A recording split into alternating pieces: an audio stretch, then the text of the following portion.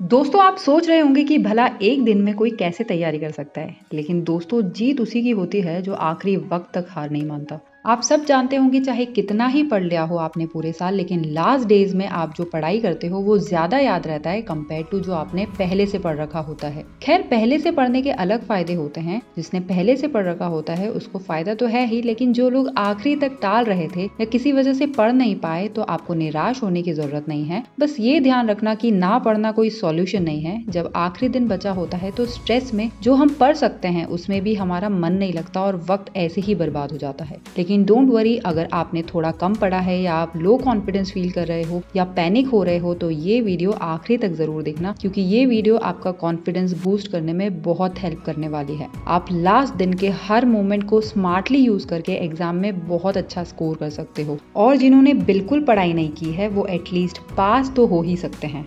Let's start. Tip number 1, obviously exam के एक दिन पहले आपके पास टाइम बहुत कम होता है। At that day each and every hour is very important. तो उस टाइम हमको हर घंटे को कुछ ऐसे यूटिलाइज करना है जिससे हमारा टाइम बिल्कुल भी वेस्ट ना हो। आपको हर 1 आवर में 1 चैप्टर तो फिनिश करना ही है। तो मैं आपको बताऊंगी कि कैसे आप इन्वर्टेड पिरामिड मेथड का यूज करके एग्जाम के एक दिन पहले 1 घंटे में एक चैप्टर को फिनिश कर सकते हो। फर्स्ट पार्ट, द 30-मिनट गेम। इसमें पहले 30 मिनट में आपको एक चैप्टर सिलेक्ट कर लेना है और उनके सभी टॉपिक्स को समराइज कर लेना है। Reading chapter summaries before an exam is a good way to quickly review the key concepts and refresh your memory. Second part, the fifteen minute game.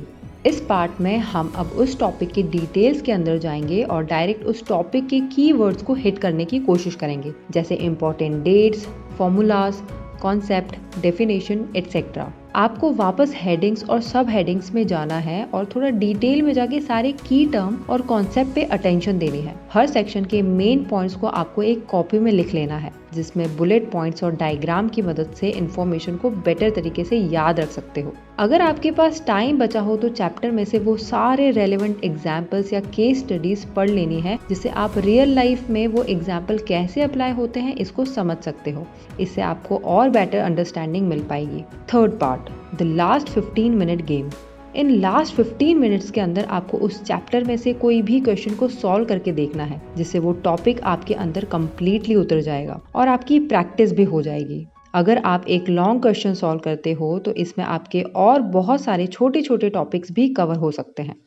Tip number 2, previous year question papers. दोस्तों previous year question paper exam से पहले हमारे लिए ब्रह्मास्त्र की तरह काम करते हैं। अगर आप एग्जाम के एक दिन पहले स्मार्टली पढ़ते हो तो आपको एक दिन भी एक साल के बराबर लगेगा। हर सब्जेक्ट में जो सबसे स्कोरिंग चैप्टर्स हैं, जिनसे हर बार क्वेश्चंस पूछे जाते हैं, उन्हें आप पहले कंप्लीट कर लो। दोस्तों आपने वो डायलॉग तो सुना ही होगा कि don't under estimate the power of a common man. Similarly आप प्रीवियस क्वेश्चन पेपर को कभी भी अंडर एस्टिमेट मत करना। आपको ऐसे बहुत से स्टूडेंट्स मिलेंगे जो कहते हैं कि मैं तो पूरी बुक पढ़कर जाऊंगा, प्रीवियस ईयर क्वेश्चंस पेपर की तो मुझे जरूरत ही नहीं है। ये वो लोग होते हैं जो दिन में 12-12 घंटे पढ़ते हैं, तब जाकर एक चैप्टर कंप्लीट कर पाते हैं। लेकिन कुछ ऐसे स्टूडेंट्स होते हैं जो स्मार्टली पढ़ते हैं और प्रीवियस ईयर क्वेश्चंस को पढ़कर 6 से 7 घंटों में 12 चैप्टर्स जितनी पढ़ाई कर लेते हैं। आजकल मोस्टली स्टूडेंट बस यही देखते हैं कि एग्जाम की टाइमिंग कितनी है, सिलेबस कैसा है, पैटर्न कैसा है, सब्जेक्टिव है या ऑब्जेक्टिव है, कितने क्वेश्चंस आएंगे and all. Actually previous year question paper एक टूल की तरह काम करता है, जिसको यूज करके आप अपना फोकस पूरी बुक को पढ़ने की बजाय सिर्फ वो ही पढ़ने में लगा सकते हो जो एग्जाम पॉइंट ऑफ व्यू से इम्पोर्टेंट है। इससे होगा क्या कि एक तो आपके माइंड पर प्रेशर क्रिएट नहीं होगा और आप एग्जाम के दिन इंपॉर्टेंट चीजों को याद रख पाओगे। प्रीवियस ईयर क्वेश्चन से आपको आइडिया मिल जाता है और आप उन्हीं क्वेश्चन पे ज्यादा फोकस करके स्मार्टली अपना टाइम यूटिलाइज कर सकते हो। इसी को लो एफर्ट हाई रिवॉर्ड बोला जाता है।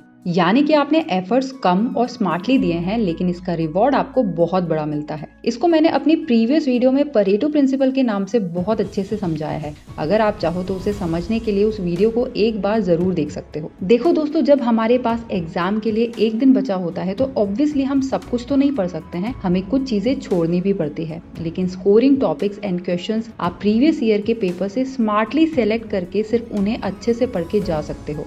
सब कुछ पढ़ने की जरूरत नहीं है, लेकिन जितना पढ़ो उतना अच्छे से पढ़ के जाना। अगर वो क्वेश्चन एग्जाम में आ जाता है तो आपके उसमें स्कोर करने के चांसेस बहुत बढ़ जाते हैं। Tip number 3, prioritize keeping the study of difficult topic first. Start with the hardest topic. जो सबसे ज़्यादा हार्ड टॉपिक्स हैं सब्जेक्ट के उन्हें प्रायोरिटाइज कर लो, क्योंकि हमारी सबसे ज़्यादा मेंटल एनर्जी वहीं खर्च होती है। उसके बाद ईजियर टॉपिक्स को पढ़ो, क्योंकि सारे डिफिकल्ट टॉपिक्स को पढ़ लेने के बाद आप रिलैक्स फील करोगे एंड आप इजी टॉपिक्स को आसानी से और जल्दी भी पढ़ पाओगे। इसको ईट द फ्रॉग मेथड भी बोलते हैं। ये एक बहुत बेहतरीन प्रोडक्टिविटी मेथड है जो आपको प्रोक्रेस्टिनेट करने से रोकती है। जो भी आपके difficult topics and unpleasant task हैं उनको टू डू लिस्ट में शामिल कर लो और सुबह उठते ही सबसे पहले उन्हें टैकल करो। By doing so, you build a momentum and energy, जो आपको हेल्प करता है बाकी के बचे समय को और प्रोडक्टिव एंड फुलफिलिंग मैनर में काम करने के लिए। ये एक बहुत इफेक्टिव तरीका होता है पढ़ते वक्त टाइम को मैनेज करने का, एंजाइटी से छुटकारा पाने का और कॉन्फिडेंस बिल्ड करने का, जिससे एग्जाम की तैयारी अच्छे से हो जाती है। Tip number 4, presentation.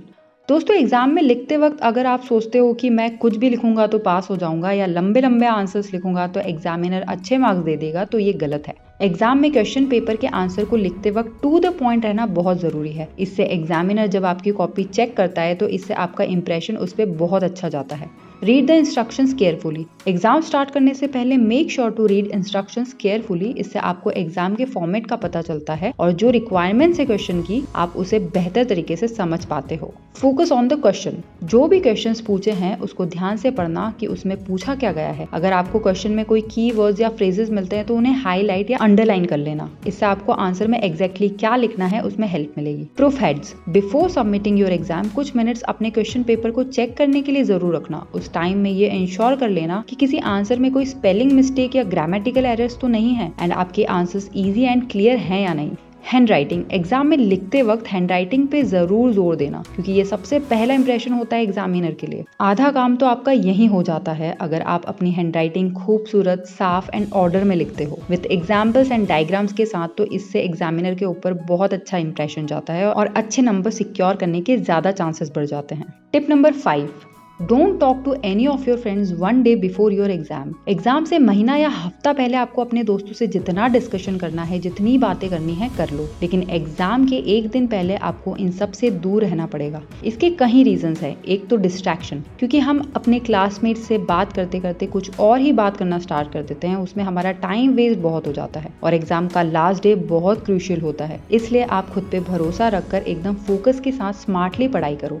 Peer pressure. देखो, हमारे दोस्तों की अलग अलग विचारधारणा होती है। कोई किस तरह से पढ़ाई करता है, किसी का दिमाग अलग होता है और वो अलग ढंग से समझता है। सबके अलग अलग तरीके होते हैं। हो सकता है उनके ओपिनियंस आपको काम ना आए और आप ज्यादा प्रेशराइज फील करो। सपोज आपने आपके दोस्त को कॉल करके पूछा कि भाई तूने कितनी पढ़ाई करी। वो बोलता है मैंने 10 चैप्टर खत्म कर लिए। अब अगर आपने सिर्फ 6 चैप्टर किए होंगे तो आप डीमोटिवेट हो जाओगे और बर्डन महसूस करने लगोगे, जबकि आप अपने टाइम लिमिट में खुद के हिसाब से सिलेबस कवर कर सकते हो, लेकिन किसी और के ये कहने पर आप एंशियस फील करते हो। फिर आपको लगने लगता है यार मैं कब पढ़ूंगा। फिर आप ओवरथिंक करने लगते हो और जो पढ़ सकते हो वो भी नहीं पढ़ पाते। इसलिए लास्ट डे पर आपको बिल्कुल भी अफेक्ट नहीं होना है। इसलिए बेटर है आपने जितना पढ़ने का चाहे उससे अच्छी तरह से पढ़ो ताकि आप कॉन्फिडेंट फील करो। Tip number 6, gate a good night sleep. दोस्तों, एग्जाम से एक दिन पहले सुबह उठ के अपने पूरे दिन का टाइम टेबल ऐसा सेट करना कि आप रात तक सारा सिलेबस कवर करके ज्यादा से ज्यादा 12 बजे तक सो ही जाओ, क्योंकि चाहे आपने कितना ही पढ़ लिया हो, अगर आप 7 से 8 घंटे की नींद लेके नहीं जाते हो तो उसका असर एग्जाम हॉल में दिखता है, जब वहां हमें चीजों को याद करने में दिक्कत आती है। इसलिए कोशिश करना 12 बजे कैसे भी आप लोग सो जाओ। नींद पूरी कर लेने से माइंड पॉजिटिव रहता है। ऑफकोर्स टेंशन तो रहता है, लेकिन उससे डील करने की हिम्मत आ जाती है। इसलिए अच्छी नींद लो ताकि सुबह फ्रेश माइंड के साथ जाओ और एग्जाम को फोड़ के आओ। दोस्तों, all the very best. I hope आपको इस वीडियो से कुछ हेल्प मिली होगी and it was worth your time. मिलते हैं नेक्स्ट वीडियो में, तब तक के लिए अपना ध्यान रखें। Thanks for watching, stay blessed and remember, it's all about just mindset.